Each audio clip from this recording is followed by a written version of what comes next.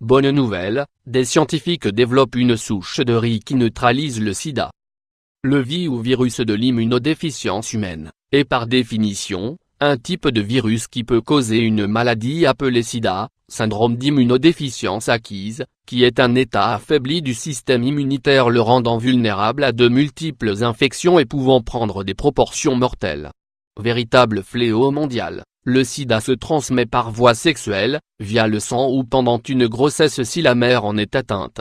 En 2017, on comptait environ 36,9 millions de personnes vivant avec le VI dans le monde dont plus 25 millions rien qu'en Afrique. De nos jours et grâce au progrès de la médecine, une personne séropositive peut maintenant vivre longtemps avec des traitements appropriés tels qu'un médicament antirétroviral qui empêche le virus de se répliquer à l'intérieur du corps des patients infectés. Il n'en est pas forcément de même pour les populations des pays en voie de développement qui n'ont pas accès, facilement, à des soins adaptés.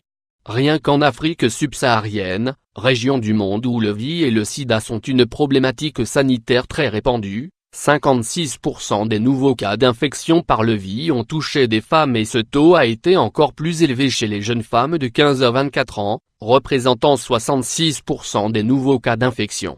Un riz génétiquement modifié pour neutraliser le VI. Une équipe internationale de scientifiques regroupant des chercheurs des États-Unis, du Royaume-Uni et d'Espagne, ont mené une étude qui leur a permis de mettre au point une nouvelle souche issue du riz génétiquement modifié pour traiter les symptômes du VI et en particulier pour les populations issues de pays en voie de développement où l'accès aux soins est très limité. Cette nouvelle approche pour le moins révolutionnaire, est la seule façon concrète d'élaborer des cocktails microbicides à un coût suffisamment bas pour les pays pauvres en voie de développement et où la médecine préventive pour le VI est la plus demandée. En clair, ce traitement implique des graines de riz génétiquement modifiées produisant 3 protéines, l'anticorps monoclonal 2G12 ainsi que les lectines griffithsine et cyanovirine N. Les tests préliminaires in vitro menés lors de l'étude démontrent que celle-ci se lie à GP120, glycoprotéine qui permet au virus de cibler les cellules, et neutralise le VI.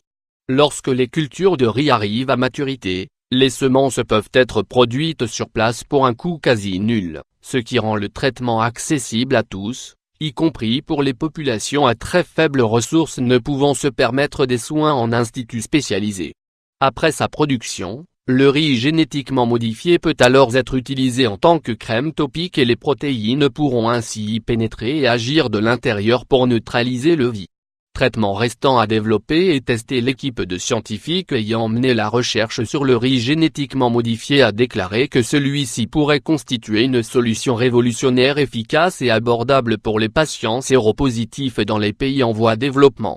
Cependant et au vu de la controverse existante au sujet des organismes génétiquement modifiés liés à des enjeux qu'ils soient écologiques, géopolitiques ou sanitaires, il existe encore des obstacles de poids avant qu'un tel traitement ne devienne largement disponible et commercialisé. Les scientifiques devront d'abord développer leur étude afin qu'il n'y ait pas d'effets secondaires néfastes pour les sujets et satisfaire aux diverses restrictions réglementaires en vigueur dans les pays qu'ils espèrent aborder. Comment se protéger du virus VI? L'infection par le VI est une maladie sexuellement transmissible d'un être humain à un autre. Elle se transmet par des rapports sexuels non protégés par un contact avec du sang contaminé par transmission de la mère à l'enfant. Pour se protéger du virus VI et des maladies sexuellement transmissibles, il serait judicieux d'utiliser le moyen de protection le plus efficace, qui n'est autre que le préservatif. Aussi, ce mode de protection doit être maintenu tant que la relation n'est pas vraiment stable et durable.